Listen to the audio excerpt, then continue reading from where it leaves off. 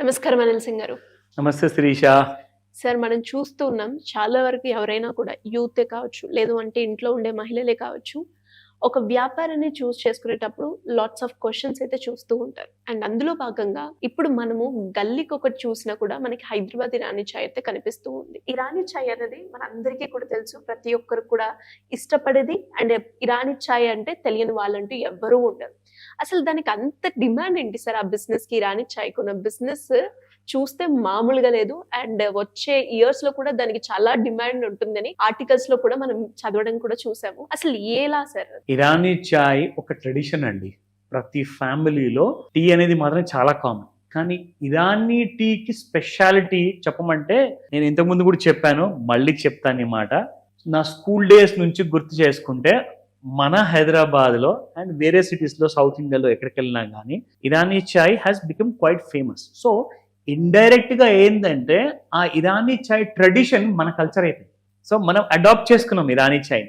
So ఇందాక ఇరానీ చాయ్ గురించి మనము ఎందుకంటే ఒక మంచి జెన్యూన్ కంటెంట్ మనం చేసి మన ప్రజలందరికీ కూడా, ఎస్పెషల్లీ మన వ్యూవర్స్కి తెలియచేయాలని చెప్పి ఆ ఆలోచనతో మీరు నాకు చెప్పిన 2 రోజుల ముందు నుంచి ప్లాన్ చేసుకొని మరి ఇవాళ మధ్యాహ్నము హైదరాబాదీ ఇరానీ చాయ్ ఫ్రాంచైజ్ దగ్గరికి వెళ్ళి టీ తాగే ముందు ఈ నా చిన్న స్క్రిబ్లింగ్ ప్యాడ్ ఓపెన్ చేసి నేను రాయడం మొదలు పెట్టా. అంతలోపు ఇరానీ చాయ్ ఇచ్చారు, తాగుతూ రాస్తుంటే జనాలు ఏమనుకుంటున్నారంటే ఇతను రైటర్ ఏమో, లేకపోతే he may be writing a script, లేదంటే ఏమైనా important రాసుకుంటున్నానేమో.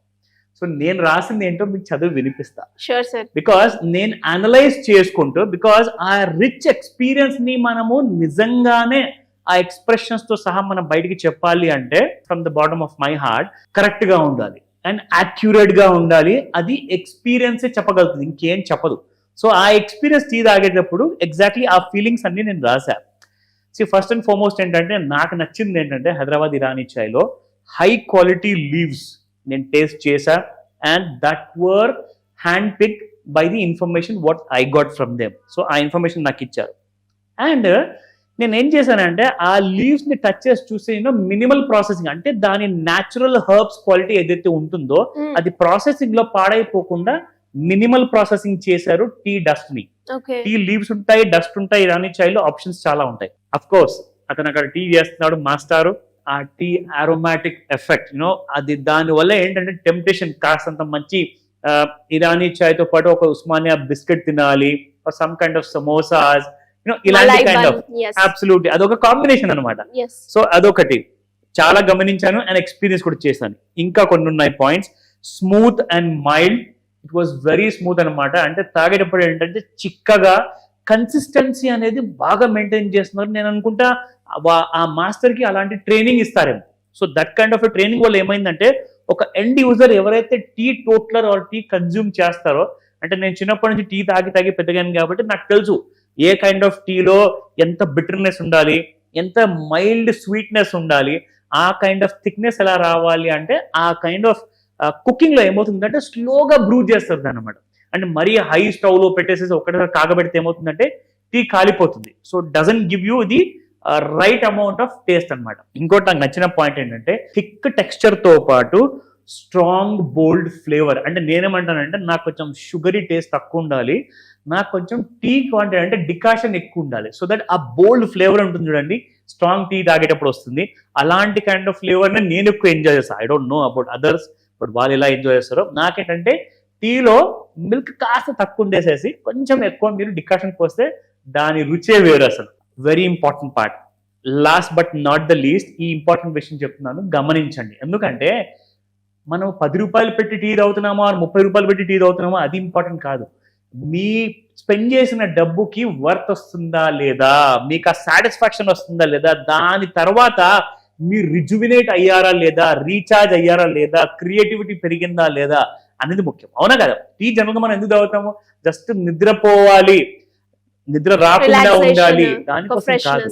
Exactly. So we need to rejuvenate ఆ బాడీ. ఎలా చేద్దాం? ఆఫీస్ లో చాలా పని ఉంటుంది, ప్రెషర్ ఉంటుంది. How do you feel that you get recharge?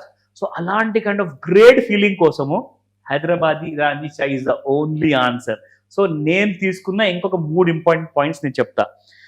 ఇందులో స్లో బ్రూవింగ్ ప్రాసెస్లో నేనేం గమనించానంటే ఆ లాంగ్ లాస్టింగ్ ఆఫ్టర్ టేస్ట్.